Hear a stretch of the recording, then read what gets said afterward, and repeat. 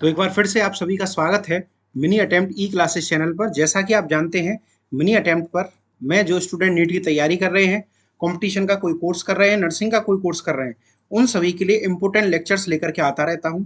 तो आज उसी सीरीज को आगे बढ़ाते हुए आज हम पढ़ने वाले हैं बहुत ही इंपॉर्टेंट टॉपिक, जो कि बीएससी नर्सिंग स्टूडेंट्स के लिए अकॉर्डिंग टू सिलेबस होने वाला है। देखिए, बहुत सारी ऑनलाइन प्लेटफॉर्म आपको कॉम्पिटिटिव क्लासेस की तैयारी जरूर करा रहे हैं, 100% करा रहे हैं, कोई दिक्कत नहीं है, आप वहां से कर सकते हैं। लेकिन सब्जेक्टिव, जिसको कि हम अपना नर्सिंग का नींव कहते हैं, जिसको मेडिकल का नींव कहते हैं, वो है बेटा फर्स्ट ईयर, या जिस समय हम यूजी कर रहे हो, मतलब जिस समय हम कोर्स कर रहे होते हैं, तो उस समय जो सब्जेक्ट्स हमारे, टॉपिक्स जो हमारे सिलेबस में होते हैं, वो सभी हमारे लिए बहुत बहुत बहुत इंपॉर्टेंट है। जिस तरह से ए बी सी डी बिना सीखे आप वर्ड्स को क्रिएट नहीं कर सकते, सेंटेंस नहीं बना सकते, ठीक उसी प्रकार यदि आप first year, second year, third year और फोर्थ ईयर की क्लासेस अगर आपकी प्रॉपर नहीं होंगी, यदि आपके ये कॉन्सेप्ट्स बेटा क्लियर नहीं होंगे, यदि एनाटॉमी फिजियोलॉजी का, क्योंकि मिनी अटेम्प्ट ई क्लासेस पर मैं एनाटॉमी फिजियोलॉजी पढ़ा रहा हूँ, यदि ये कॉन्सेप्ट आपको क्लियर नहीं होंगे तो सेकंड ईयर में एमएसएन में प्रॉब्लम आएगी। उसके बाद फिर गायनेकोलॉजी में आपको प्रॉब्लम आ सकती है, साइकोलॉजी में प्रॉब्लम आ सकती है, साइकेट्रिक में प्रॉब्लम आ सकती है। कारण, क्योंकि एनाटॉमी एंड फिजियोलॉजी एक ऐसा सब्जेक्ट है, एक ऐसा बेसिक सब्जेक्ट है, जो कि फर्स्ट ईयर से लास्ट ईयर तक, और मैं कहूँ फर्स्ट ईयर से लेकर के और आपके जब तक सेलेक्ट हो जाओगे, जब तक आप गवर्नमेंट की तैयारी बेटा करोगे, सिलेक्शन आप पालोगे, तब तक ये एनाटॉमी एंड फिजियोलॉजी आपके काम आने वाला है। और जब आप प्रैक्टिस भी करोगे, जब किसी हॉस्पिटल में भी जॉब करोगे ना, तब भी आपको ये हमेशा 100% काम आएगा। तो चलिए क्लास की शुरुआत करते हैं। उम्मीद करता हूं कि इससे पहली क्लास, जो कि सेल डिवीजन के ऊपर थी, उससे पहले सेल के ऊपर, फिर इंट्रोडक्शन, मतलब ये हमारी एक कंप्लीट सीरीज चल रही है, जिसमें फर्स्ट चैप्टर से लेकर के लास्ट चैप्टर तक में आपके बेसिक्स, आपके अकॉर्डिंग टू सिलेबस, आपका बेटा सब्जेक्ट, आपका टॉपिक, आपकी यूनिट, आपके पेपर के हिसाब से मैं तैयार करवा रहा हूं, जो कि यूट्यूब पर बिल्कुल फ्री होने वाली है। तो चलिए क्लास की शुरुआत करते हैं। सबसे पहले आज हम देखेंगे टिश्यूज के बारे में। फर्स्ट ऑफ ऑल सबसे पहले हम जानेंगे टिश्यू क्या होता है। नाम से क्लियर हो रहा है, टिश्यू मतलब group of number of cell. याद रखिएगा, जब कई सारी कोशिकाएं एक ही तरह के फंक्शन करने वाली आपस में कंबाइंड होती हैं, आपस में जुड़ती हैं, तो जो ग्रुप तैयार होता है, जो ग्रुप ऑफ सेल तैयार होता है, उसी को हम क्या कहते हैं बेटा, टिश्यू कहते हैं। क्लियर हो गया। टिश्यू को हिंदी में क्या कहते हैं, जिनको हिंदी में मीडियम से पढ़े हुए हैं उनके लिए बता दूं, टिश्यू को हम बेटा कहते हैं ऊतक। ठीक है, लेवल ऑफ ऑर्गेनाइजेशन के अकॉर्डिंग पहले सेल बनती है, सेल सबसे छोटी इकाई है, फिर उसके बाद में टिश्यू बनते हैं, टिश्यू से ऑर्गन बनते हैं, ऑर्गन से सिस्टम बनते हैं, और सिस्टम से बॉडी का निर्माण होता है। तो टिश्यू क्या है, group of number of cell that have same origin and same function. मतलब टिश्यू का अर्थ होता है जब कई सारे कोशिकाएं जो कि सेम ओरिजिन से हों, एक जैसे उनके फंक्शन हो, तब ये कंबाइंड होती हैं। तो कंबाइंड होने के बाद में ये टिश्यू का निर्माण करती हैं। क्लियर हो गया बेटा, क्लियर हो गया। देखिए वीडियो को बेटा एंड तक देखिएगा, लेक्चर को पूरा एंड तक देखिएगा, तभी आपको सारे फंडामेंटल्स, तभी आपको सारे कॉन्सेप्ट्स आपके क्लियर होंगे। और मैं गारंटी देता हूं कि इस लेक्चर को देखने के बाद टिश्यू से रिलेटेड आपके डाउट क्लियर हो जाएंगे, और सिलेबस, अकॉर्डिंग टू सिलेबस आपका ये टॉपिक होने वाला है। तो एग्जाम में भी आपको कोई भी प्रॉब्लम कैसी भी नहीं आएगी। आप आंख बंद करके इस लेक्चर पे भरोसा कर सकते हैं एग्जाम के लिए, और अपनी तैयारी बेटा इससे कर सकते हैं। ठीक है, तो कॉपी पेन निकाल लीजिए। अब हम पढ़ने वाले बेटा टिश्यू का क्लासिफिकेशन। अब समझना ध्यान से, अगर हम बात करें बेटा टिश्यू की, तो टिश्यू को बेटा चार तरह से क्लासीफाई किया गया है। एक है एपिथेलियल टिश्यू, जिसको हम एपिथीलियम टिश्यू भी कहते हैं। ठीक है, सेकंड टाइप है इसका, कनेक्टिव टिश्यू। दूसरे प्रकार का टिश्यू होता है बेटा कनेक्टिव टिश्यू। हमारे शरीर में चार प्रकार के मेजर टिश्यू प्रेजेंट होते हैं। एक एपिथेलियम टिश्यू, दूसरा कनेक्टिव टिश्यू, तीसरा है बेटा मस्कुलर टिश्यू, और फोर्थ टाइप है nervous nervous tissue. Fourth type है नर्वस टिश्यू। क्लियर हो गया। हमारे शरीर में कितने टाइप के टिश्यू बेटा, चार प्रकार के, epithelium, connective, muscular and nervous. अब समझो, जो एपिथेलियम टिश्यू है बेटा, जो एपिथेलियम टिश्यू है उसको क्या किया गया है, फर्दर इसको टू पार्ट्स में डिवाइड किया गया है। तो इसके फर्दर क्लासिफिकेशन है, कौन कौन से, एक है बेटा सिंपल, एक है सिंपल एपिथेलियम टिश्यू और एक है स्ट्रेटिफाइड, स्ट्रेटिफाइड एपिथेलियम टिश्यू। तो हमने क्या देखा कि एपिथेलियम टिश्यू दो प्रकार का है, सिंपल और स्ट्रेटिफाइड। समझो सिंपल और स्ट्रेटिफाइड बेटा क्यों इसको डिफरेंशिएट किया गया है। सिंपल एपिथेलियम जो टिश्यू होते हैं वो सिंगल लेयर के बने हुए होते हैं और स्ट्रेटिफाइड जो होते हैं वो मल्टीपल लेयर के बने हुए होते हैं। ठीक है बेटा। तो सिंपल की अगर हम बात करें तो सिंपल को चार अलग अलग प्रकारों से बांटा गया है। फर्दर देखो अगर आपको क्लासिफिकेशन क्लियर नहीं होगा तो आपको टिश्यू भी याद नहीं होंगे। टिश्यू एक याद करने का टॉपिक है, एक समझने का टॉपिक है, एक कॉन्सेप्चुअल टॉपिक है बेटा, समझो उसको ध्यान से। टिश्यू चार प्रकार का है, एपिथेलियम, कनेक्टिव, मस्कुलर और नर्वस, जिसमें से एपिथेलियम टिश्यू को दो अलग अलग क्लासिफिकेशन में क्लासिफाई किया गया है, एक सिंपल में और एक स्ट्रेटिफाइड में। अगर हम बात करें बेटा सिंपल एपिथेलियम टिश्यू की तो इसको एक squamous, cuboidal,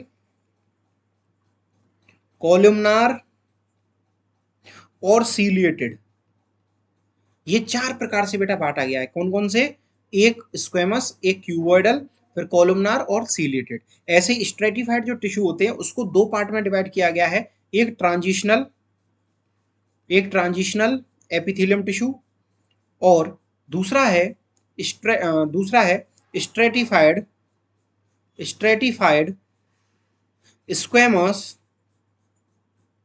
stratified squamous epithelium tissue. ठीक है, स्ट्रेटिफाइड स्क्वेमस एपिथेलियम टिश्यू। अब समझो फर्दर स्ट्रेटिफाइड स्क्वेमस को भी बेटा दो पार्ट में या दो पार्ट में इसको डिवाइड किया गया है। कौन कौन से दो पार्ट हैं वो, एक केराटिनाइज एपिथेलियम टिश्यू और एक है बेटा नॉन केराटिनाइज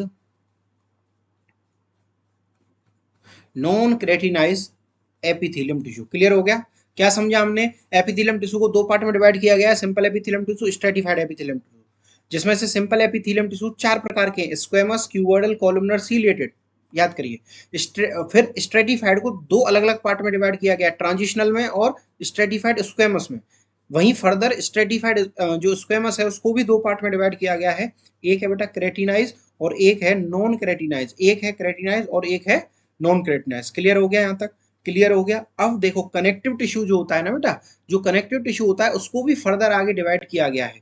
ये जो कनेक्टिव टिश्यू है इसका डिवीजन क्या है भाई, कनेक्टिव टिश्यू को कितने पार्ट में डिवाइड किया गया है, इसको डिवाइड किया गया है दो पार्ट में। कौन कौन से, एक लूज कनेक्टिव टिश्यू और एक है बेटा डेंस कनेक्टिव टिश्यू। ठीक है, इसके कौन कौन से क्लासिफिकेशन है, लूज और डेंस।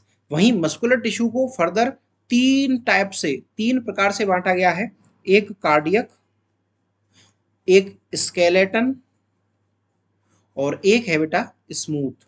ठीक है, और जो नर्वस टिश्यू हैं, ये जो बेटा नर्वस टिश्यू हैं उसमें दो प्रकार की स्पेशल टिश्यू या कह लो या स्पेशल सेल हैं, एक है न्यूरॉन और एक है न्यूरोग्लिया। ठीक है, या इनको हम गिलियल सेल भी कहते हैं। क्लियर हो गया। ये एक क्लासिफिकेशन है, ये एक फ्लो चार्ट है। इस चैप्टर में ये सभी बेटा हेडिंग है, ये सभी आपके एग्जाम में हेडिंग बनेंगी। देन उसके बाद में इनके बारे में हम लिखना स्टार्ट करेंगे। समझ गए। अब एक एक के बारे में हम समझेंगे, एक एक के बारे में एक एक करके मैं आपको बताता हूँ। सबसे पहले बात करते हैं हम टिश्यू का सबसे पहला टाइप, जिसका नाम है एपिथेलियम टिश्यू। जिसका नाम है बेटा एपिथेलियम टिश्यू। समझो, it is found on all exposed surface of body like skin. यानी एपिथेलियम टिश्यू जो होता है वो हमारे शरीर की आउटर कवरिंग्स में पाया जाता है, मतलब बाहरी परतों पे पाया जाता है, जहां पर प्रोटेक्शन का काम हो, एब्जॉर्प्शन का काम हो, फिल्ट्रेशन का काम हो या सीक्रेशन का काम हो। प्रोटेक्शन माने बचाव। तो हमारे शरीर को कौन बचा रहा है बेटा, ये स्किन बचा रही है। हमारे शरीर को कौन प्रोटेक्ट कर रहा है, कौन बचा रहा है, ये स्किन बचा रही है। तो स्किन की जो आउटर सरफेस है, स्किन की जो बाहरी परत है, जिसे एपिथेलियम कहते हैं, वहां पर जैसे एपिडर्मिस कहते हैं, वहां पर बेटा एपिथेलियम टिश्यू मोस्टली प्रेजेंट होते हैं। और epithelium tissue are line that cover the body. मतलब हमारे शरीर की जो सरफेस है उसको हम स्किन कहते हैं। हमारी बॉडी की जो सरफेस है वो क्या है, स्किन। लेकिन स्किन की भी सरफेस क्या है, एपिथेलियम टिश्यू। मतलब एपिथेलियम टिश्यू हमारे शरीर में ऐसी जगह उपस्थित हैं जहां पर प्रोटेक्शन हो रहा है, एब्जॉर्प्शन हो रहा है, फिल्ट्रेशन हो रहा है एंड सीक्रेशन हो रहा है, मतलब स्किन के पास, समझ गए, आउटर सरफेसेस पे, बाहरी परतों पे। ठीक है, तो इसके फंक्शन मैंने आपको बता ही दिए क्या क्या है। प्रोटेक्शन माने बचाव, एब्जॉर्प्शन सोखना, एब्जॉर्प्शन करना, फिल्ट्रेशन छानना, और सीक्रेशन। कैसे प्रोटेक्शन कैसे कर रहा है, स्किन से होकर के बेटा हर कोई माइक्रो ऑर्गेनिज्म, कोई भी पैथोजेनिक ऑर्गेनिज्म ये आसानी से एंट्री नहीं कर पाता है। उसके साथ साथ एब्जॉर्प्शन की बात करें तो यदि आप कोई ऑइंटमेंट, कोई लोशन यदि आप लगाते हो तो वो कुछ समय बाद एब्जॉर्ब हो जाता है ना। देन फिल्ट्रेशन, यानी कोई भी मटेरियल जब स्किन के थ्रू होके गुजरता है तो जो एबनॉर्मल चीजें हैं वो एंटर नहीं कर पाती हैं। ठीक है, नॉर्मल चीजें जैसे दवाइयां हो गई, उसके अलावा लोशंस हो गए, जो हमारी बॉडी के लिए यूजफुल है, वो सिर्फ ओनली एब्जॉर्ब होती है मोस्टली। और सीक्रेशन जैसे कि पसीने का निकलना, उसके अलावा स्किन बहुत सारे सीक्रेशंस को भी सीक्रेट करती है। ठीक है, तो ये हो गया इसके फंक्शन। अब बात करते हैं इसके क्लासिफिकेशन की। तो मैंने आपको क्या बताया इसका क्लासिफिकेशन, कि इसको सिंपल एपिथेलियम टिश्यू और स्ट्रेटिफाइड में दो में क्लासिफाई किया गया है। अब यहाँ हम सबसे पहले पढ़ेंगे सिंपल एपिथेलियम टिश्यू के बारे में। समझो, सिंपल नाम से क्लियर हो रहा है, सिंपल मतलब जो सिंगल लेयर से बना हो, सिंगल लेयर से जो टिश्यू बनाए हुए होते हैं उनको हम सिंपल एपिथेलियम टिश्यू कहते हैं। और ये यूनिलेयर्ड होते हैं बेटा। कैसे होते हैं, यूनिलेयर्ड मतलब सिंगल लेयर ऑफ टिश्यू है।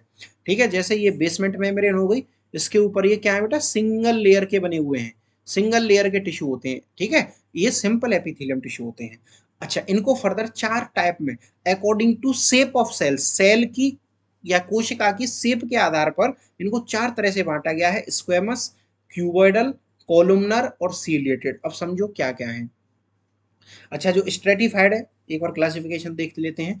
ये मल्टीपल लेयर के बने हुए होते हैं ना, स्ट्रेटिफाइड मल्टीपल लेयर के बने हुए होते हैं। इसके दो क्लासिफिकेशन थे, ट्रांजिशनल और स्क्वेमस। और ट्रांजिशनल जो था वो फर्दर इसका क्लासिफिकेशन नहीं है, लेकिन स्ट्रेटिफाइड स्क्वेमस का फर्दर क्लासिफिकेशन है नॉन क्रेटिनाइज और क्रेटिनाइज में। तो सबसे पहले हम बात करेंगे बेटा सिंपल एपिथेलियम टिश्यू की, या जिसका सबसे पहला टाइप है simple squamous epithelium tissue. It is formed of a single layer of cell. जैसा कि मैंने आपको बताया, सिंपल वाले जितने भी हैं वे सभी, जैसे स्क्वेमस हुआ, क्यूबॉइडल हुआ, कॉलमनर हुआ, सीलेटेड हुआ, वे सभी के सभी सिंगल लेयर के बने हुए होंगे। ठीक है, and present in the lining of blood vessel and lymph node. जो सिंगल या सिंपल स्क्वेमस एपिथेलियम टिश्यू है बेटा, वो कहाँ पे प्रेजेंट होते हैं, ब्लड वेसल की लाइनिंग पर, लिम्फ नोड की लाइनिंग्स पर। ठीक है, ये सवाल आते हैं बेटा कंपटीशन में, ये इंपोर्टेंट सवाल हैं, इंपोर्टेंट सवाल है, इनको लगाते रहिए, साथ के साथ लिखते जाइए, कंपटीशन में आने वाले सवाल हैं आपके। अच्छा, इनके फंक्शन क्या है बेटा, फिल्ट्रेशन और exchange of substances by the rapid diffusion. Rapid diffusion की प्रोसेस के द्वारा ये एक्सचेंज ऑफ सब्सटेंसेस को एक्सचेंज करने में ये हेल्प करते हैं।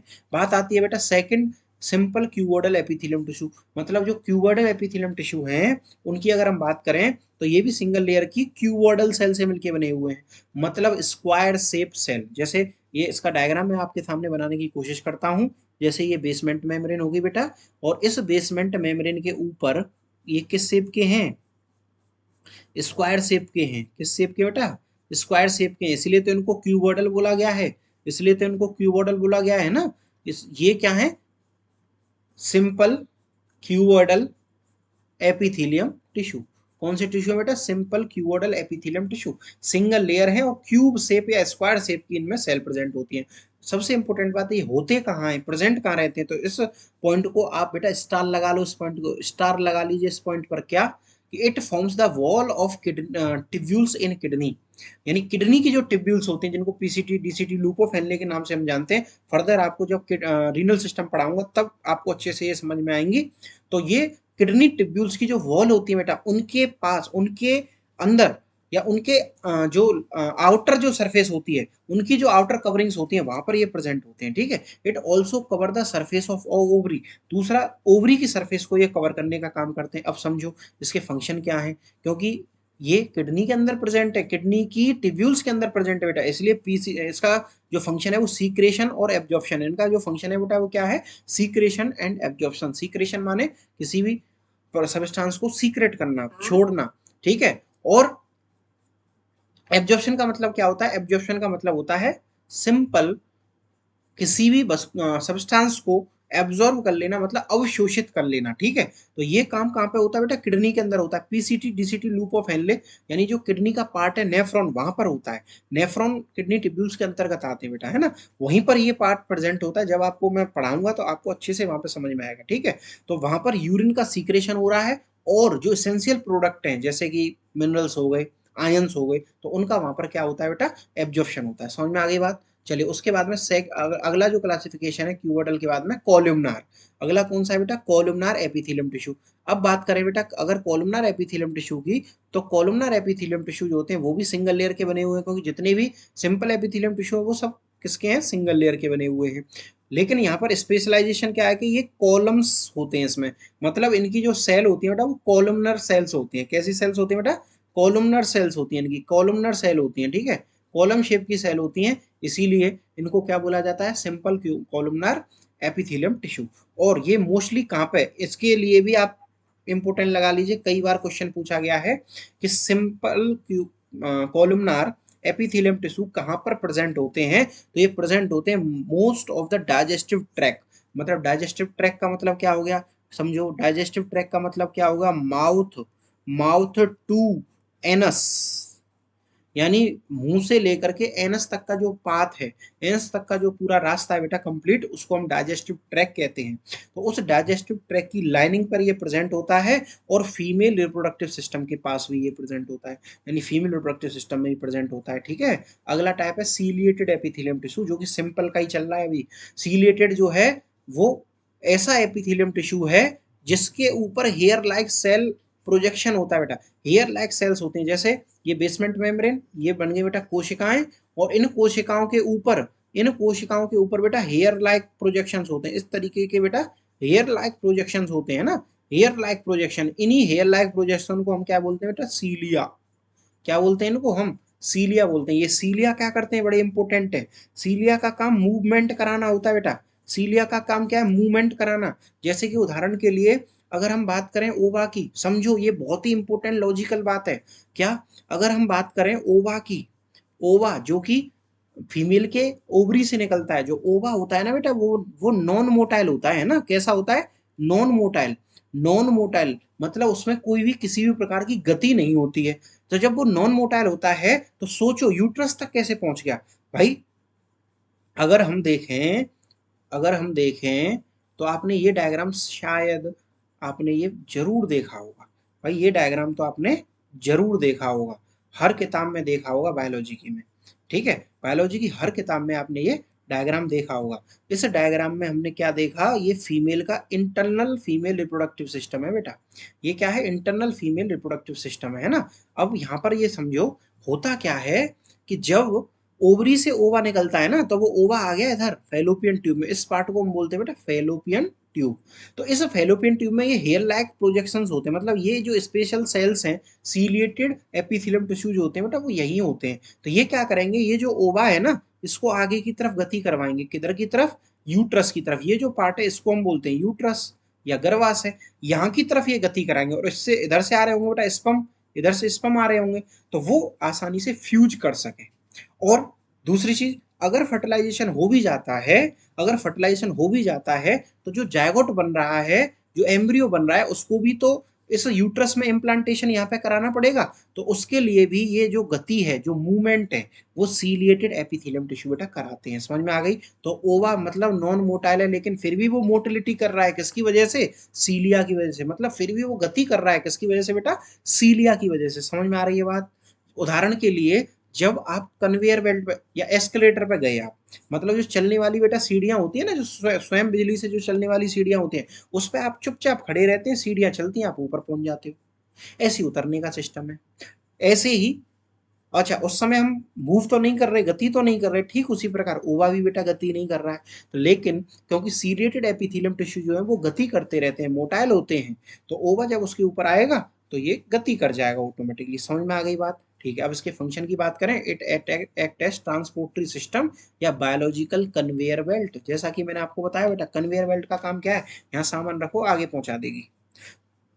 कभी स्टेशन पे गए हो, तो स्टेशन पे आपने जब चेकिंग होती है तो बैग एक तरफ से रखते हो, मशीन में से दूसरी तरफ से आ जाता है, तो जो बेल्ट लेके जाती है ना, जिसके ऊपर आप रखते हो, जो चलती है, दैट इज कन्वेयर बेल्ट बेटा। तो बायोलॉजिकल कन्वेयर बेल्ट किसे बोला जाता है? सीलिएटेड एपिथेलियम टिश्यू को। समझ में आ गई बात? उदाहरण से पूरी बातें क्लियर हो गई होंगी। चलिए अब बात करते हैं इसकी लोकेशन की। तो ये बेटा देखो रेस्पिरेटरी ट्रैक में होता है, ciliated epithelium tissue respiratory tract में होते हैं, जैसे ट्रैकिया हुआ, ब्रोंकाई हुआ, लंग्स हुआ, इनके अंदर प्रेजेंट होते हैं।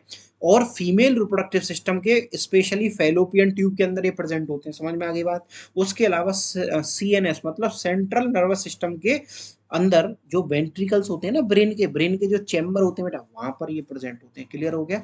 चलिए इनको लिख लेना बेटा, लिख लेना। आज की क्लास बहुत ही इंपॉर्टेंट है, टिश्यू से सवाल बनना है, टिश्यू से सवाल बनता ही बनता है, बहुत ही इंपॉर्टेंट टॉपिक है बेटा ये टिश्यू। ठीक है, चलिए आगे बढ़ते हैं अब हम स्ट्रेटिफाइड एपिथेलियम टिश्यू में। स्ट्रेटिफाइड एपिथेलियम टिश्यू में जो कि इसका सेकंड पार्ट है या सेकंड टाइप है, किसका? एपिथेलियम टिश्यू का। इट कंसिस्ट ऑफ टू और मोर, जैसा कि मैंने आपको बताया अंतर क्या था सिंगल और मल्टीपल लेयर का। मतलब स्ट्रेटिफाइड एपिथेलियम टिश्यू वे होते हैं जिनमें दो या दो से अधिक लेयर एपिथेलियम सेल्स की प्रेजेंट होती हैं। और इनके जो प्राइमरी फंक्शन है ना बेटा, इनके जो प्राइमरी फंक्शन है वो क्या है? Protect against the mechanical and chemical stress due to multiple layer. क्योंकि ये मल्टीपल लेयर के हैं, कई सारी लेयर के हैं, तो ये किससे बचाव कर रहे हैं? ये सीधा सीधा इनका काम बेटा प्रोटेक्शन का होता है। सीधा सीधा काम किसका होता है बेटा? इनका प्रोटेक्शन का होता है। बड़े ही मजबूत होते हैं। कैसे कि जैसे समझो इसके टाइप्स की अगर हम बात करें तो इसको दो तरह से बांटा गया है, एक ट्रांजिशनल और एक स्ट्रेटिफाइड स्क्वेमस में। तो ट्रांजिशनल एपिथेलियम टिश्यू की बात करें तो इनको हम यूरोथीलियम के नाम से भी जानते हैं, क्योंकि स्पेशल हैं। ये क्या है बेटा? स्पेशल हैं। कहाँ पे प्रेजेंट होते हैं? कहाँ पे प्रेजेंट होते हैं? ब्लैडर में। कौन से ब्लैडर में? यूरिनरी ब्लैडर में, है ना? यूरिनरी ब्लैडर में, यानी पेशाब की जो थैली होती है, जिसको हम मूत्राशय कहते हैं हिंदी में। क्या कहते हैं बेटा इसको? हिंदी में मूत्राशय कहते हैं ना, मूत्राशय। तो मूत्राशय के अंदर ये प्रेजेंट होते हैं। अब वहां पे क्या करते हैं? जब आप पानी पीते हो बेटा, लगातार आप पानी पी रहे हो, अब वो छन के यूरिन कहाँ जा रहा है? मूत्राशय के अंदर, यानी यूरिनरी ब्लैडर के अंदर इकट्ठा हो रहा है।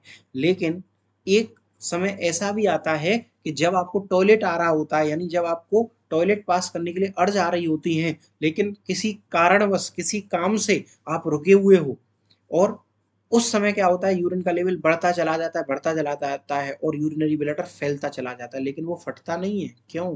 कारण कारण है ट्रांजिशनल एपिथेलियम टिश्यू। क्योंकि ये स्पेशल टिश्यू है जिनके अंदर स्ट्रेचिंग की पावर होती है बेटा। जैसे ही यूरिनरी ब्लैडर खाली हो जाएगा ना, फिर दोबारा से पिचक के, यानी दोबारा से अपनी सेम स्टेज में जैसे वो था वैसे ही वापस आ जाता है। तो इनके अंदर स्ट्रेचिंग और रिकॉइलिंग दोनों की पावर होती है। ठीक है, समझ में आ गई? It is a specialized type of stratified यानी मल्टीपल लेयर एपिथेलियम टिश्यू, जो कि यूरिनरी ट्रैक्ट में बेटा मोस्टली ये प्रेजेंट होती है। अब यूरिनरी ट्रैक्ट समझो क्या है? यूरिनरी ट्रैक्ट जिसमें किडनी आती हैं, यूरिनरी यूरिनरी ब्लैडर आता है,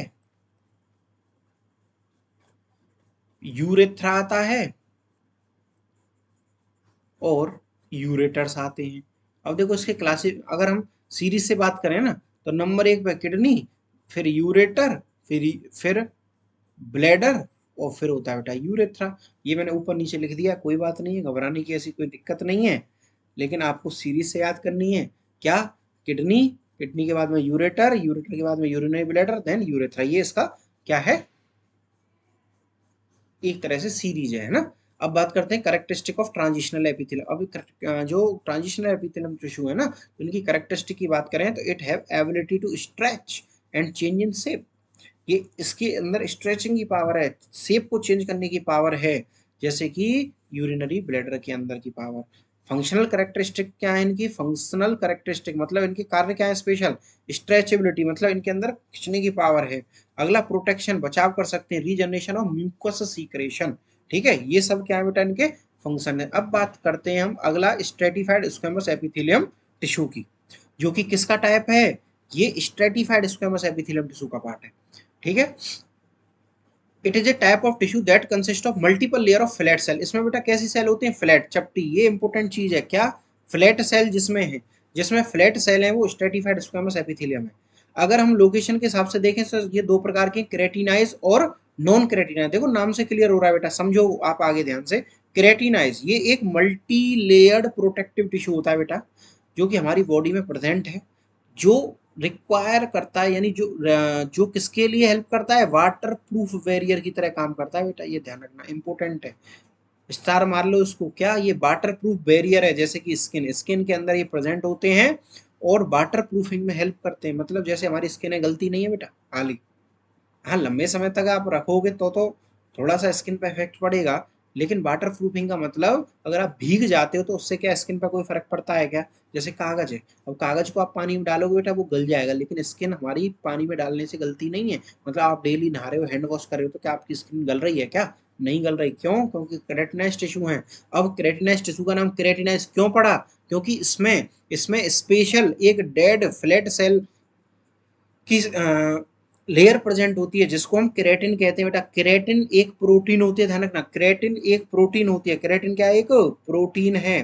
केराटिन नाम की जो प्रोटीन होती है वो इसकी आउटर सरफेस पे बेटा प्रेजेंट होती है, इसलिए इसका नाम पड़ गया keratinized stratified squamous tissue. Clear है बेटा? चलिए, उसके बाद में it is located in skin, यानी ये कहाँ पे लोकेटेड है? एपिडर्मिस, स्किन के आउटर लेयर में, थिक स्किन में, यानी जैसे हथेली की स्किन हुई, स्कैल्प की हुई, ठीक है, उसके अलावा फुट की हुई, तो इन जगह मतलब जहाँ हार्ड स्किन है वहां पे ये प्रेजेंट होती है। उसके अलावा ओरल कैविटी में भी ये प्रेजेंट होती हैं, क्योंकि ओरल कैविटी हमेशा गीली रहती है, ओरल कैविटी हमेशा मॉइस्ट रहती है, तो मॉइस्ट टिश्यू याद रखना ये कहाँ पे प्रेजेंट होती है? मोस्टली मोस्टली मॉइस्ट टिश्यू में, मॉइस्ट एरिया में, यानी मॉइस्ट एरिया में ये प्रेजेंट होते हैं बेटा। ठीक है, काम क्या है इसका? प्रोटेक्शन, वाटर प्रूफिंग और बैरियर अगेंस्ट द पैथोजन, किसी भी पैथोजन या बैक्टीरिया वायरस से बचाने का काम ये कर सकते हैं।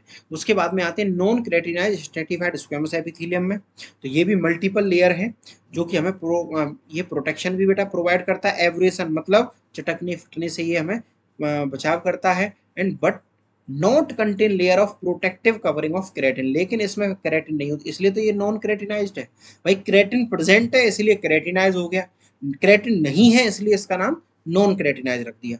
अब ये लोकेटेड कहाँ होता है? ये भी बेटा ओरल कैविटी के अंदर, ईसोफेगस के अंदर, वजाइना के अंदर, सर्विक्स के अंदर, एनल कैनाल के अंदर और कंजक्टिवा या कॉर्निया के अंदर। समझ में आ गई? ये इसकी लोकेशन हो गई। देन उसके बाद में प्रोटेक्शन, लुब्रिकेशन और प्रिवेंशन ऑफ ड्राइंग आउट, ये इसकी क्या हो गए? कार्य हो गए।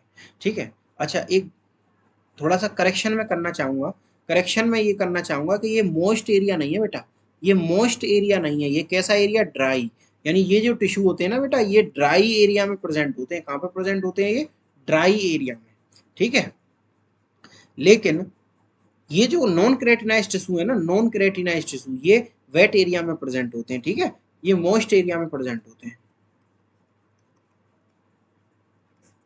इसलिए तो ये कहाँ पे प्रेजेंट है? Oral cavity, oesophagus, vagina, cervix, anal canal, conjunctiva, cornea, यानी जहाँ हर जगह हर टाइम मॉइस्चराइजेशन रहता है वहाँ, तो प्रोटेक्शन करना, साथ में लुब्री, क्योंकि ये वहाँ पे लुब्रिकेशन भी तो करते हैं, कहीं ना कुछ सीक्रेट करते हैं, जिससे लुब्रिकेशन होता है। और ड्राइंग आउट मतलब सूखने से बचाते हैं टिश्यूज को। समझ में आ गया बेटा? ये हमने पढ़ लिया कनेक्टिव टिश्यू के बारे में। अब बात करते हैं सेकंड टिश्यू, सेकंड टाइप, जिसका नाम था टिश्यू का कनेक्टिव टिश्यू। देखो नाम से क्लियर हो रहा है, कनेक्टिव टिश्यू, जिसको हम कहते हैं बेटा संयोजी ऊतक। क्या कहते हैं बेटा? संयोजी ऊतक, मतलब संयोजी मतलब संयोजन करने वाला, मतलब जोड़ने वाला, जोड़ने वाला मतलब कनेक्टिव, कनेक्ट करने वाला। ठीक है, तो इट इज मोस्ट अबंडेंट, याद रखना बेटा, मोस्ट अबंडेंट मतलब शरीर में सबसे अधिक मात्रा में पाया जाने वाला टिश्यू है, and wide spread tissue in the human body. अभी समझ जाओगे क्यों है ऐसा। That connect, support, bind other tissue and organ, और ये हमारे शरीर को आपस में कनेक्ट, हमारी बॉडी के जो ऑर्गन्स हैं उनको आपस में कनेक्ट करने का काम, सपोर्ट करने का काम, बाइंड करने का काम ये करता है। क्योंकि एक बड़ा मोटा मोटा एग्जांपल अगर मैं दूं, तो ब्लड, ब्लड हमारे शरीर में हर जगह है, तो हर जगह हर ऑर्गन को वो कनेक्ट कर रहा है, इसलिए वो कनेक्टिव टिश्यू है। बोन हर जगह है मोस्टली, तो तो बोन क्या कर रही है? हमें स्ट्रक्चरल सपोर्ट दे रही है, इसलिए वो कनेक्टिव टिश्यू हो गई।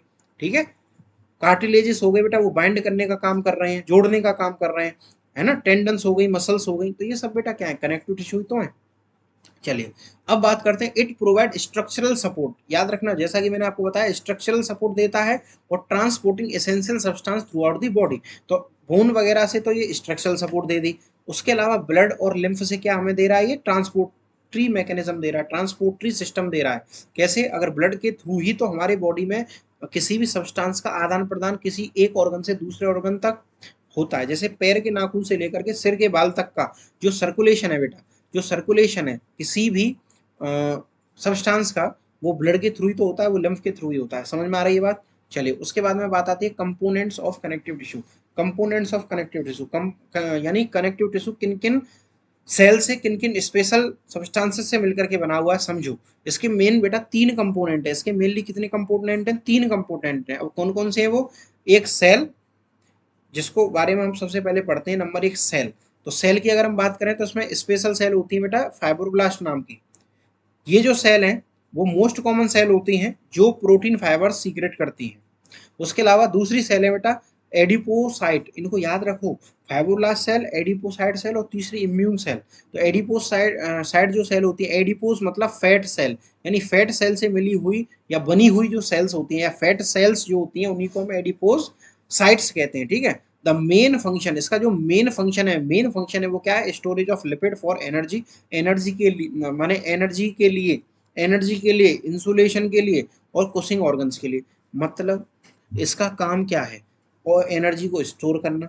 उसके अलावा इंसुलेशन, मतलब जैसे अगर हमारे ऊपर कनेक्ट ये एडिपोसाइट्स नहीं होंगी तो क्या होगा? इंसुलेशन नहीं हो पाएगा, मतलब बॉडी की जो हीट है वो निकल जाएगी। समझ में आ रही है? उसके अलावा क्वेश्चनिंग ऑफ ऑर्गन, यानी कई सारे ऑर्गन्स को ये एज ए क्वेश्चन या एज ए सपोर्ट ये हेल्प करता है। ठीक है, एडिपोसाइट सेल्स।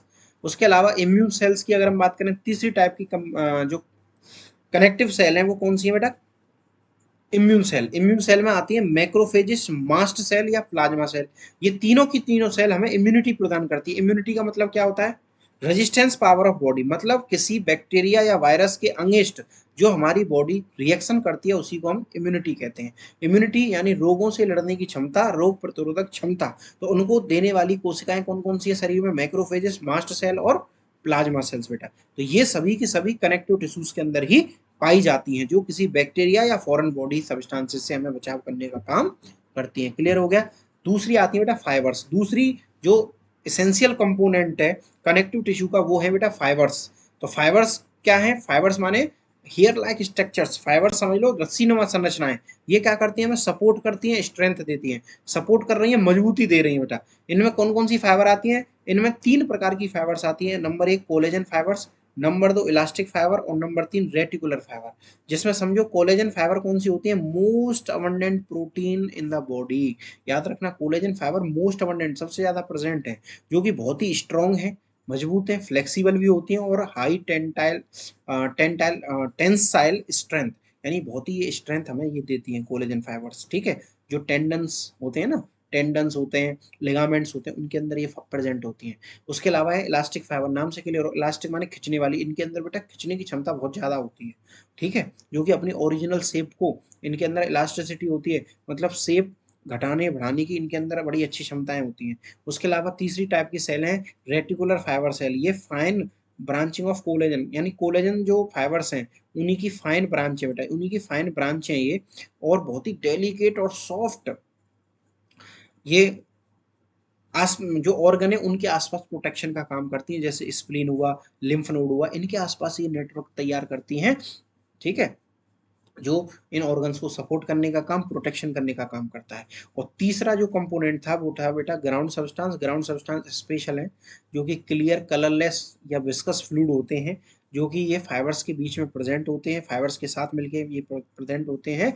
और ये क्या करते हैं? ये मोस्टली, ये समझो, ये डिफ्यूजन ऑफ न्यूट्रिएंट्स में और वेस्ट प्रोडक्ट्स में ये हेल्प करते हैं, यानी वेस्ट प्रोडक्ट को निकालना, न्यूट्रिएंट्स को लेना। उसके अलावा सबसे इंपॉर्टेंट चीज, ये एक्स्ट्रा सेल्यूलर मैट्रिक्स बनाते हैं। भाई एक्स्ट्रा सेल्यूलर माने सेल के बाहरी, यानी सेल के आउटर, यानी बाहर, यानी सेल के बाहर जो स्पेस होता है उसे हम एक्स्ट्रा सेल्यूलर स्पेस कहते हैं। उस एक्स्ट्रा सेल्यूलर स्पेस में जो फ्लूइड होता है, जो कि कलरलेस होता है, क्लियर होता है, उस फ्लूइड को ही हम ग्राउंड सब्सटेंसेस के अंदर रखते हैं। समझ में आ गई बात? अब बात करते हैं इसके टाइप्स की। तो कनेक्टिव टिश्यू के अगर हम टाइप्स की बात करें तो इसको बेटा 3 तरह से क्लासिफाई किया गया है। मेन कैटेगरी 3 है। जैसे कि सबसे पहला है लूज कनेक्टिव टिश्यू। तो समझो नाम से क्लियर हो रहा है, लूज ढीला, मतलब ऐसे टिश्यू, ऐसे कनेक्टिव टिश्यू जो कि लूजली अरेंज है, इनमें जो फाइबर्स होती है ना, इनकी जो फाइबर्स होती है बेटा वो लूजली अरेंज होती हैं, दूर दूर अरेंज होती है ना, and the function as the cushioning और पैकिंग मटेरियल, ये किसी भी ऑर्गन को प्रोटेक्ट करने का ये स्पेशली काम करती हैं, ठीक है। अब लूज कनेक्टिव टिश्यू के एग्जांपल अगर हम देखें तो इसमें एरियोलर टिश्यू, एडिपोस टिश्यू और रेटिकुलर टिश्यू आते हैं। एरियोलर टिश्यू जो कि स्किन के अंडर यानी स्किन के अंदर प्रेजेंट होते हैं, ये एपिथेलियम को सपोर्ट करते हैं, और नर्व वेसल और ब्लड वेसल, याद रखना बेटा, नर्व वेसल और ब्लड वेसल्स को रैप करने का काम, मतलब उनको घेर के रखने का काम इनका होता है। उसके बाद में एडिपोस टिश्यू की बात करें तो एडिपोस टिश्यू जो होते हैं found beneath the skin and around the organs. जो एडिपोस टिश्यू होते हैं वो स्किन के नीचे, बीनेथ मतलब नीचे, स्किन के नीचे, ऑर्गन्स के आसपास, इनका काम क्या होता है, फैट को स्टोरेज करना और इंसुलेशन देना बॉडी का, और उसके अलावा एब्जॉर्ब द शॉक, कोई भी चोट लगे या झटका लगे उसको भी ये बचाव करने का ये काम करते हैं। समझ में आ गई बात। चलिए उसके बाद में रेटिकुलर टिश्यू जो होते हैं वो रेटिकुलर फाइबर से मिलकर बने हुए हैं, जो कि मैंने आपको ऊपर बताया था। It form the supportive framework of the organ such as liver, lymph node and spleen. ये जो रेटिकुलर टिश्यू है वो स्पेशल जो डेलिकेट ऑर्गन है, जो कि बहुत ही हमारे शरीर के लिए जरूरी ऑर्गन है, जो बहुत ही कमजोर ऑर्गन है, जैसे लिवर है, कमजोर इन द सेंस कि जो बहुत ही आसानी से बहुत जल्दी डैमेज हो सकते हैं, तो उन टिश्यूज के आसपास ये प्रोटेक्शन का काम करते हैं, जैसे लिवर हुआ, लिम्फ नोड हुए या स्प्लीन हुआ। क्लियर हो गया बेटा।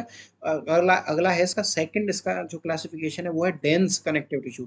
नाम से क्लियर हो रहा है डेंस मतलब जिसमें पास पास सेल अरेंज हो, जिसमें फाइबर्स पास पास अरेंज हो। तो द टिश्यू है फाइबर्स दैट आर डेंसली और compactly packed, giving at high tensile strength. मतलब जिसमें पास पास फाइबर्स बेटा प्रेजेंट होती है और स्ट्रेंथ बहुत होती है, टेंसाइल स्ट्रेंथ बहुत मजबूत होती है इसकी, है ना, मजबूती बहुत होती है इसके अंदर। अब बात आती है डेंस जो टिश्यू है बेटा वो दो तरह से बांटे गए, दो तरह से क्लासीफाई किए गए, समझना। बोर तो नहीं हो रहे बेटा, समझ में आ रही है क्लास, समझ में आ रही है क्लास को साथ ही साथ बेटा शेयर करते रहो। ये जो मैं आपके सामने मेहनत कर रहा हूँ, जो आपको पढ़ा रहा हूँ, समझा रहा हूँ, किसके लिए कर रहा हूँ, सिर्फ आप लोगों के लिए, ठीक है। समझ में आ रही है, इसमें मेरा कोई कैसा भी लालच नहीं है, बस इतना है, एक छोटा सा लालच ये है कि जो सच में जरूरतमंद लोग हैं, जो सच में जरूरतमंद स्टूडेंट हैं, जो किसी फाइनेंशियल कारण की वजह से, या कुछ हाउस वाइफ हैं, या कुछ लड़कियां जिनकी जल्दी शादी हो गई है बेटा, जो हाउस वाइफ हैं लेकिन वो बाहर कोचिंग करने कॉलेज में नहीं जा सकती हैं, उनके लिए। उसके अलावा कुछ स्टूडेंट ऐसे हैं जो किन्हीं अदर कारणों से बेटा कॉलेज या कोचिंग नहीं ज्वाइन कर पा रहे हैं या नहीं जा पा रहे हैं, उनके लिए नर्सिंग का एनाटॉमी एंड फिजियोलॉजी का सिलेबस वाइज पूरा अकॉर्डिंग टू सिलेबस ये लेक्चर्स मैं आपको इस सीरीज के थ्रू मैं दे रहा हूँ। इसलिए बेटा रोज कनेक्ट रहो, आप चैनल पे अपडेट देखते रहो, और ऑल्टरनेटिव डेज में ये क्लासेस आपकी चल रही हैं, ठीक है। तो डेंस जो टिश्यू है वो दो तरह से क्लासीफाई किए गए हैं, डेंस रेगुलर टिश्यू और डेंस इरेगुलर। तो रेगुलर इरेगुलर माने इसमें क्या होता है, पैरेलल, जो डेंस रेगुलर है उनमें क्या होता है, parallel bundle of collagen fibre, collagen fibres के बेटा पैरेलल बंडल्स बनते हैं इसमें, जो कि ग्रेट अच्छी स्ट्रेंथ हमें ये देते हैं वन डायरेक्शनली। जैसे कि उदाहरण के लिए इसमें आते हैं बेटा टेंडन्स। टेंडन्स क्या होते हैं, जो मसल को बोन से जोड़ने का काम करते हैं, मसल को बोन से जोड़ने के वाले जो होते हैं उनको टेंडन्स कहते हैं। और लिगामेंट जो होते हैं वो कनेक्टिंग बोन टू बोन, मतलब बोन से बोन को जोड़ने वाले क्या होते हैं, लिगामेंट्स, याद रखना। लिगामेंट्स क्या होते हैं बेटा, बोन से बोन को जोड़ने वाले यानी हड्डियों को हड्डियों से जोड़ने वाले, और मसल को हड्डी से जोड़ने वाले टेंडन्स होते हैं। ये दोनों के दोनों डेंस रेगुलर टिश्यू के एग्जाम्पल है, ये बहुत ही क्लोजली पैक्ड होते हैं। एक है डेंस इरेगुलर टिश्यू। तो डेंस इरेगुलर टिश्यू जो होते हैं वो रेंडमली इंटरवोवन टिश्यू फाइबर्स होती हैं बेटा, जो मल्टीपल डायरेक्शन में हमें प्रोटेक्शन देती हैं। जैसे कि ये मोस्टली डर्मिस ऑफ स्किन में, स्किन की डर्मिस में ये प्रेजेंट होते हैं, ठीक है। तो इसमें जो बंडल्स होते थे भाई डेंस में, तो वो पास पास थे, और इसमें क्या होता है, पास भी हैं और ऐसे क्रिस क्रॉस में, मतलब हर डायरेक्शन में हमें ये सपोर्ट देते हैं। उसके अलावा स्पेशलाइज, अब तीसरा जो टाइप है इसका कनेक्टिव टिश्यू का वो स्पेशलाइज्ड है। स्पेशलाइज जो टिश्यू होते हैं वो बहुत ही स्पेशल है, इनका तो आपको पूरा को पूरा टॉपिक पूरे के पूरे बेटा चैप्टर पढ़ने हैं। जैसे कि कार्टिलेजेस हुए, बोन हुई, ब्लड हुए, लिम्फ हुए, एडिपोस्टिस हुए, ये सब के सब आपको कंप्लीटली अलग से सेपरेट टॉपिक, सेपरेट चैप्टर में आपको कंप्लीट कराऊंगा, ठीक है। तो थोड़ा सा आउटलाइन दे देता हूँ। कार्टिलेजेस क्या होती हैं, ये टफ होती हैं, फ्लेक्सिबल होती हैं, सपोर्ट देती हैं, जैसे कि ईयर है, नोज है, जॉइंट है। तो कार्टिलेज की वजह, जैसे हमारा कान है, इसको कितना भी खींच लो उखड़ेगा नहीं, क्यों, क्योंकि यहाँ पे कार्टिलेजेस होती हैं, और ये फ्लेक्सिबल भी होता है कार्टिलेजेस की वजह से।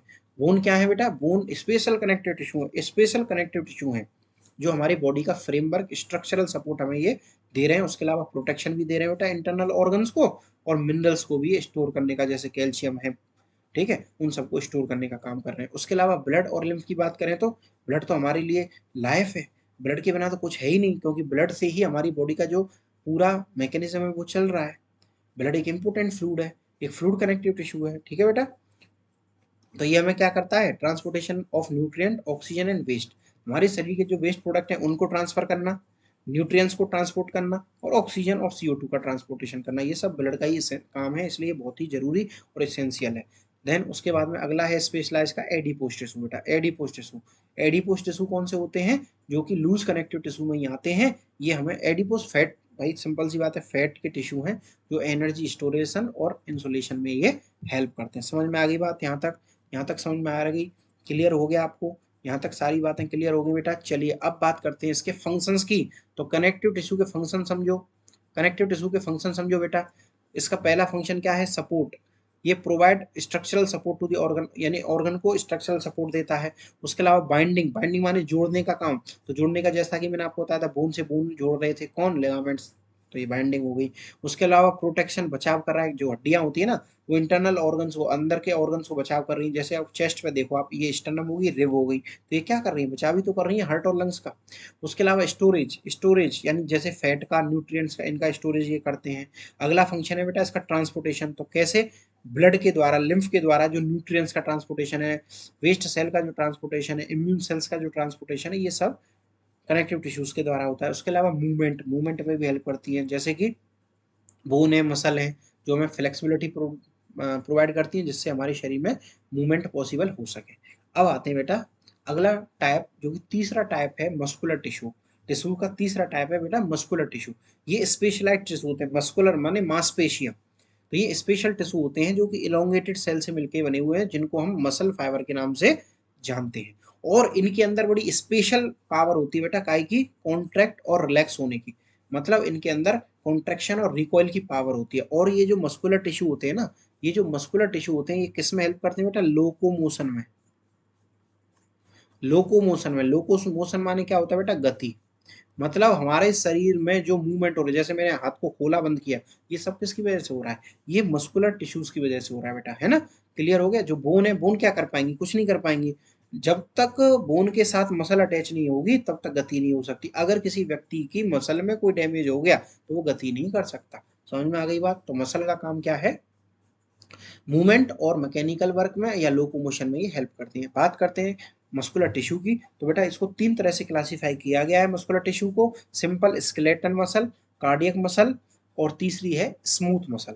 तो समझो इनके एक एक के बारे में, बड़ा ही सिंपल, बहुत ही शॉर्ट में, बहुत अच्छे से बताया है मैंने आपको। क्या, स्केलेटल मसल की बात करें तो देखो पहले तो ये समझो इसकी अपीयरेंस कैसी होती है, स्ट्रेटेड होती है बेटा। कैसी होती है, स्ट्रेटेड या स्ट्रिप्ड, यानी ये चपटी, और या कहें कि ये फीते नुमा संरचनाएं की होती हैं। अच्छा, इसका जो कंट्रोल है बेटा, ये इंपॉर्टेंट बात है, कंट्रोल क्या है इसका, वॉलेंट्री है बेटा। वॉलेंट्री मतलब ऐच्छिक, वॉलेंट्री मतलब ऐच्छिक, अपनी इच्छा से चलने वाली। जैसे हाथ को मैं खोल पा रहा हूँ, बंद कर पा रहा हूँ, खोल पा रहा हूँ, बंद कर पा रहा हूँ, ये किसकी वजह से हो रहा है, स्केलेटल मसल्स की वजह से। क्योंकि जो स्केलेटल सिस्टम है, जो हड्डियां हैं, उनके ऊपर स्केलेटल मसल मोस्टली प्रेजेंट होती है बेटा। स्केलेटल मसल हड्डियों के ऊपर प्रेजेंट होती हैं, इसीलिए यह मूवमेंट कराने में हेल्प करती हैं। याद रखना, ऐच्छिक होती हैं, ये मूवमेंट अपनी इच्छा से कर सकती हैं। मतलब हम अपनी इच्छा से इनका मूवमेंट करवा सकते हैं, इसलिए ये वॉलेंट्री है, मतलब ऐच्छिक है, ठीक है। तो अंडर दी कॉन्शियस कंट्रोल। इनके फंक्शन क्या है बेटा, attach to bone by tendon, ये टेंडन की मदद से बोन से अटैच होती है, जिससे हमारी बॉडी के मूवमेंट हो सके, पोस्चर मेंटेन बॉडी का हो सके, और ऑर्गन का प्रोटेक्शन हो सके। समझ में आ गई बात? अगली है बेटा कार्डियक मसल। कार्डियक मसल बड़ी स्पेशल मसल है, बड़ी स्पेशल मसल है बेटा। क्यों? क्योंकि ये ओनली ओनली हार्ट में होती हैं। ओनली कहाँ पे प्रेजेंट होती है, ओनली इन हार्ट। याद रखना, हार्ट में, हृदय में प्रेजेंट होती है बेटा। ये स्ट्रेटेड मसल ही होती है, इनवॉलेंट्री होती है। ध्यान रखना, हार्ट को क्या आप कंट्रोल कर सकते हो क्या, नहीं कर सकते। हार्ट के धड़कने को आप कंट्रोल कर सकते हो, नहीं कर सकते। इनवॉलेंट्री मतलब अनऐच्छिक मसल होती है, इनको हम कंट्रोल नहीं कर सकते, ध्यान रखना। और ये ओनली ओनली हार्ट में प्रेजेंट होती हैं, और ये हेल्प करती है बेटा हार्ट के अंदर जो ब्लड आ रहा है उसको पंप करने के लिए। तो बॉडी के अंदर जो ब्लड का सर्कुलेशन हो रहा है वो किसकी मदद से हो रहा है, हार्ट की वजह से। हार्ट हमारे शरीर का एक तरह से इंजन है।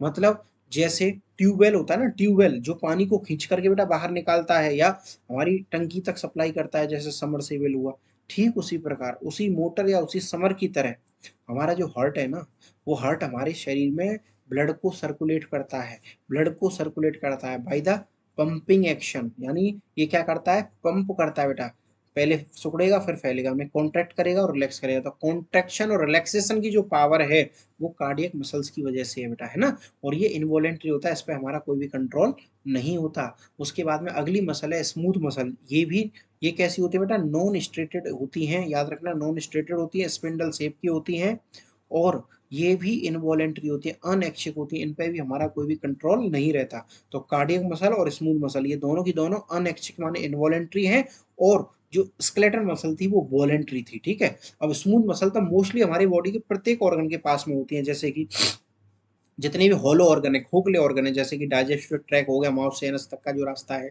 ब्लड वेसल्स हो गए बेटा, उसके अलावा यूट्रस हो गया, है ना, जिसको गर्भाशय कहते हैं। तो ये जहाँ जिस जगह मोस्टली मूवमेंट्स होते हैं बेटा, जिस जगह गति होती है, लेकिन हमारे कंट्रोल में नहीं होती। उदाहरण के लिए जैसे हमने भोजन किया, तो भोजन करने के बाद में जब वो भोजन पेट में यानी स्टमक में पहुंच गया, तो स्टमक वो अपनी गति करेगा बेटा, स्टमक अपनी गति करेगा, उसको आप नहीं रोक सकते। क्यों नहीं रोक सकते, वो डाइजेशन करेगा। क्यों नहीं रोक सकते, क्योंकि वो अनैच्छिक इनवॉलेंट्री मसल्स है। उसके अलावा यूट्रस है, वो भी इनवॉलेंट्री है, ठीक है। ब्लड वेसल्स हैं, ब्लड वेसल्स को भी आप कंट्रोल नहीं कर सकते। ब्लड वेसल अपनी इच्छा से ही, मतलब खुद ही स्वतः ऑटोनोमिक नर्वस सिस्टम के थ्रू ही कॉन्ट्रैक्ट और रिलैक्स रहेंगी। मतलब हमारी इच्छा से वो नहीं चलेंगी, हम सोचें दिमाग से कि ब्लड वेसल को कंट्रोल कर लें तो नहीं कर सकते, ठीक है, क्योंकि ये इनवॉलेंट्री होती है। समझ में आ गई बात, समझ में आ गई। अब बात करते हैं बेटा अगला टिश्यू, फोर्थ टाइप, जिसका नाम है नर्वस टिश्यू, जो कि लास्ट टाइप है किसका, टिश्यू का। मेन जो क्लासिफिकेशन था उसमें 4 टिश्यू थे, जिसमें से हमने पहले किसके बारे में पढ़ा, एपिथेलियम, फिर कनेक्टिव, उसके बाद में मस्कुलर, अब पढ़ रहे हैं नर्वस टिश्यू। तो समझो ध्यान से, नर्वस टिश्यू क्या होता है, ये it is A primary tissue of nervous system. ये नर्वस सिस्टम का प्राइमरी टिश्यू है। यानी हमारा जो नर्वस सिस्टम है, जो तंत्र का तंत्र है बेटा, वो पूरा का पूरा नर्वस टिश्यू से बना हुआ होता है, जो कि nervous system found in the brain, spinal cord and nerves. यानी हमारे शरीर में जो ब्रेन है, मस्तिष्क है, स्पाइनल कॉर्ड है, नर्व्स है, इन सब में नर्वस टिश्यू प्रेजेंट होते हैं, जो हमारे शरीर में कंट्रोल एंड कोऑर्डिनेशन का काम करते हैं। ध्यान रखना, इनका मेन फंक्शन क्या है बेटा, कंट्रोल एंड कोऑर्डिनेशन, मतलब कंट्रोल करना। कंट्रोल का मतलब क्या होता है, कंट्रोल का मतलब चलाना, है ना, कंट्रोल का मतलब अपने वश में रखना। उसके अलावा कोऑर्डिनेशन यानी सामंजस्य बैठाना। फॉर एग्जांपल जैसे मुझे कॉम्बिंग करनी है हेयर्स की, बाल काटने, तो एक हाथ मेरा बालों के साथ चलेगा, एक कंघे के साथ चलेगा। तो ये जो कॉम्बिनेशन है, या डांसिंग के समय पे जो हम कॉम्बिनेशन या कोऑर्डिनेशंस करते हैं बेटा, ये सब नर्वस टिश्यू की वजह से ही कर पा रहे हैं, या जो मैं बोल पा रहा हूँ, लिख पा रहा हूँ साथ में, ये सब नर्वस टिश्यू के कोऑर्डिनेशन के कारण ही हमारे शरीर में पॉसिबल है। समझ में आ गई। तो जो नर्वस टिश्यू है बेटा, वो 2 तरह की स्पेशल सेल से मिलकर बने हुए होते हैं। जो नर्वस टिश्यू है वो 2 प्रकार के हमारे शरीर में। एक है बेटा न्यूरॉन, जो कि smallest structural unit of nervous system. Nervous system की सबसे छोटी इकाई न्यूरॉन को बोला जाता है। न्यूरॉन स्पेशल सेल है बेटा, जो कि यहाँ पर प्रेजेंट होती है। और दूसरी प्रकार की सेल है गिलियल सेल। दूसरी प्रकार की सेल है बेटा गिलियल सेल, जो कि सपोर्टिंग सेल है, याद रखना। न्यूरॉन जो होती है वो इलेक्ट्रोकेमिकल सिग्नल, जो इम्पल्सेस आती हैं, जो सिग्नल्स आते हैं, उनको रिसीव करने का या ट्रांसमिट करने का काम करती हैं। और जो ग्लियल सेल होती है सेकंड टाइप की, वो सपोर्ट का काम करती हैं, मतलब इन न्यूरॉन्स को सपोर्ट करने का काम करती हैं। तो this tissue are responsible for the sensory unit, sensory input, muscle contraction, emotion, memory और रीजनिंग। समझ गए। तो ये सेंसरी इनपुट में किसी भी, जैसे ठंडा गर्म है उसका पहचानना। उसके अलावा मसल कॉन्ट्रैक्शन, इमोशन, मेमोरी और रीजनिंग, इन सब में, मतलब आपके हमारी बॉडी के जितने भी फंक्शन है, हमारी बॉडी के जो स्पेशल जितने भी बेटा फंक्शन है, जितने भी स्पेशल हमारी बॉडी के फंक्शन है, जैसे कि सोचना, समझना, सीखना, बोलना, ये सब नर्वस टिश्यू की वजह से ही पॉसिबल हो पा रहा है। बात आ रही है कंपोनेंट ऑफ नर्वस टिश्यू की। तो नर्वस टिश्यू में बेटा 2 कंपोनेंट ही तो है, न्यूरॉन और ग्लियल सेल। तो जो न्यूरॉन्स हैं उनको समझो। न्यूरॉन क्या है, एक तो याद रखना, smallest unit of nervous system, ठीक है, नर्वस सिस्टम की सबसे छोटी ये इकाई है, ठीक है। इनको हम क्या बोलते हैं, it is also called nerve cell. They are specialize for the communication. ये कम्युनिकेशन में हेल्प करते हैं बेटा, किस में हेल्प करते हैं, कम्युनिकेशन में। Next, they receive and transmit the electrochemical impulses. इनका काम क्या होता है, इलेक्ट्रोकेमिकल इम्पल्सेस, जो इम्पल्सेस जैसे टच का सेंसेशन, बोलने का जो टच का सेंसेशन होता है, मोस्टली टच का जो सेंसेशन होता है, जैसे ठंडे गर्म का जो सेंसेशन है बेटा, ये या किसी भी जगह को हमने टच किया तो उसका जो सेंसेशन हमें आया, तो वो सेंसरी इनपुट जो आ रहा है या मोटर इनपुट जो आ रहा है हमारे शरीर में, जो इलेक्ट्रोकेमिकल इम्पल्सेस के रूप में आ रहा है, उसको ये न्यूरॉन कंट्रोल करते हैं, न्यूरॉन कराने के लिए हेल्प करते हैं। जैसे उदाहरण के लिए हमारे शरीर में जो सेंसेशंस आते हैं, जैसे मैंने यहाँ पे टच किया, मुझे दिमाग में पता लग गया कि किस उंगली में टच किया है मैंने, किस उंगली में टच किया है।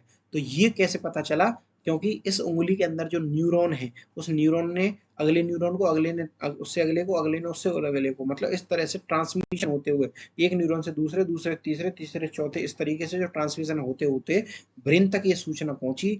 तो ये ब्रेन तक जो सूचना पहुंचाने का काम है बेटा, वो किसका है? न्यूरॉन का। इसका मतलब नर्वस सिस्टम की सबसे छोटी इकाई क्या है? न्यूरॉन है। समझ में आ गई बात? तो जो इलेक्ट्रोकेमिकल इम्पल्सेस हैं या जो एक्शन पोटेंशियल्स हैं, उनको रिसीव करना और ट्रांसमिट करना, ये किसका काम है बेटा? न्यूरॉन्स का काम है। समझ में आ गई बात? इसकी स्पेशलाइज स्ट्रक्चर होती हैं, जो कि मैं आपको एक्सोन और डेंड्राइट के रूप में होते हैं, जो कि आपको नर्वस सिस्टम में इनको अच्छे से समझा दूंगा, अच्छे से पढ़ा दूंगा, ठीक है। उसके बाद में आते हैं गिलियल सेल। तो गिलियल सेल को हम गिलिया के नाम से जानते हैं। ये बेटा स्पेशलाइज सपोर्टिंग सेल होती हैं। इनका क्रूशियल रोल होता है नर्वस सिस्टम में, यानी इनका काम क्या है? न्यूरॉन्स को नरिश करना बेटा, न्यूरॉन को नरिश करना और इंसुलेशन प्रोवाइड करना और वेस्ट प्रोडक्ट को बेटा रिमूव करना। ये बड़ा ही इंपॉर्टेंट इनके काम है ग्लियल सेल के। अब अगर हम बात करें इनकी लोकेशंस की, तो जो न्यूरॉन होते हैं ना, जो न्यूरॉन होते हैं बेटा, या जो न्यूरॉन या ग्लियल सेल, ये दोनों की दोनों सीएनएस सेंट्रल नर्वस सिस्टम और पीएनएस पेरिफेरल नर्वस सिस्टम, ये दोनों में बेटा ये प्रेजेंट होते हैं। सेंट्रल नर्वस सिस्टम का मतलब ब्रेन और स्पाइनल कॉर्ड से है, यानी मस्तिष्क से और स्पाइनल कॉर्ड से है। और पेरिफेरल नर्वस सिस्टम पीएनएस का मतलब है हमारे शरीर में पाई जाने वाली जो नर्व हैं, जो तंत्रिकाएं बेटा, उनसे है। समझ में आ गई बात? ये आप सब समझ जाओगे, आगे सब आपको मैं समझा दूंगा जब नर्वस सिस्टम पढ़ाऊंगा तब। क्लियर हो गया बेटा? चलिए उसके बाद में बात करते हैं functions of nervous tissue. Nervous tissue का फंक्शन क्या है बेटा? सबसे पहला और इंपॉर्टेंट फंक्शन है कंट्रोल एंड रेगुलेशन। इसका काम क्या होता है? कंट्रोल करना और रेगुलेट करना, यानी हमारे बॉडी के फंक्शंस को कंट्रोल भी करता है और साथ में रेगुलेट भी करता है। जैसे उदाहरण के लिए हमें कब नींद आनी है, कब हमें भूख लगनी है, कब प्यास लगनी है, ये सब कंट्रोल किसके द्वारा होता है? नर्वस टिश्यूज के द्वारा होता है। उसके अलावा अगला है बेटा सेंसरी इनपुट। सेंसरी इनपुट का मतलब जैसे किसी ने हमें टच किया तो उसका जो सेंसेशन हमारे दिमाग में पहुंचा, जो सूचना हमारे दिमाग में पहुंची, दैट इज सेंसरी इनपुट।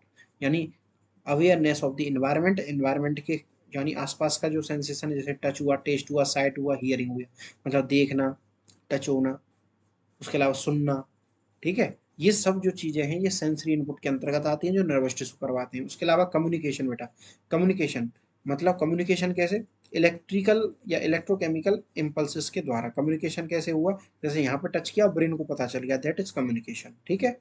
उसके बाद में हायर लेवल फंक्शन, यानी nervous tissue higher level function भी करते हैं, जैसे कि इमोशंस। इमोशन समझते हो आप? हमारे दिमाग में जो चीजें चल रही होती हैं, सोचना, विचारना, रीजनिंग करना, है ना, मेमोरी, याद रखना किसी भी चीज को, तो ये सारी चीजें, जो भावनाएं हैं हमारे शरीर में, ये सारी चीजें बेटा नर्वस टिश्यूज के द्वारा ही कंप्लीट होती हैं। क्लियर हो गया? तो बेटा आज के लिए इतना ही। Thank you very much. आज की क्लास में हमने पढ़ा टिश्यू के बारे में। अगर आपको ये क्लास अच्छी लगी हो तो क्लास को लाइक करें, ज़्यादा से ज़्यादा स्टूडेंट के साथ में बेटा शेयर करें, और मिनी अटेम्प्ट ई क्लासेस चैनल को यूट्यूब पर बेटा सब्सक्राइब करें। उसके अलावा एक इम्पोर्टेंट बात, जब आप यहाँ तक आ गए हो तो एक मिनट और सही, आपको क्या करना है? आपको अगर इसके नोट्स लेने हैं बेटा, अगर इस क्लास के आपको नोट्स चाहिए तो आपको टेलीग्राम पर जाना है और टेलीग्राम पे सर्च करना है मिनी अटेम्प्ट ई क्लासेस, ठीक है। मिनी अटेम्प्ट ई क्लासेस आप सर्च करिए, ज्वाइन हो जाइए बेटा चैनल में। आपको इस क्लास का लिंक और उसके साथ साथ पीडीएफ नोट्स आपको टेलीग्राम से मिल जाएंगे, ठीक है बेटा। मिलते हैं बेटा नेक्स्ट क्लास में। Thank you very much. आज के लिए इतना ही।